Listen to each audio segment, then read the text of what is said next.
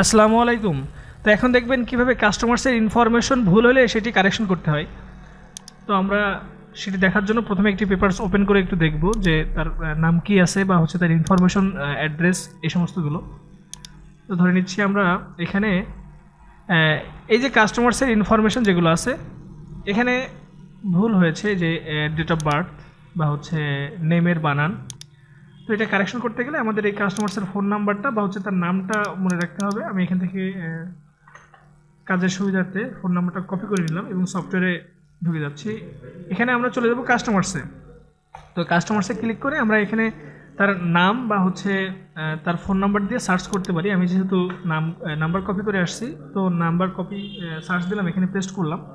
তো এখানে দেখতে পাচ্ছি যে এমডি ইউনুস আলী এবং হচ্ছে ভিলেজ ডিটেইলস এবং ফোন নাম্বার সব কিছু এখানে দেওয়া আছে।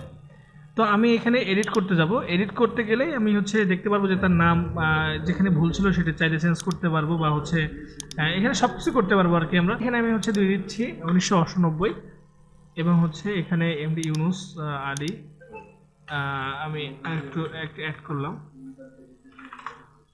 দিয়ে যদি সাবমিট দিই, এখন যদি ওনার পেপারসটা দেখতে যাই, দেখবেন যে ওনার আমি যে যে কারেকশনটা করছি ওখানে সেগুলো অ্যাড হয়ে গেছে। দেখেন এখানে এমডি ইউনুস আলী মোড়ল হয়ে গেছে এবং হচ্ছে এখানে আমরা যেটা চেঞ্জ করছিলাম 1998, এটাও চেঞ্জ হয়ে গেছে। তো এইভাবে আপনি কাস্টমার্সের ইনফরমেশন ভুল হলে কারেকশন করতে পারবেন।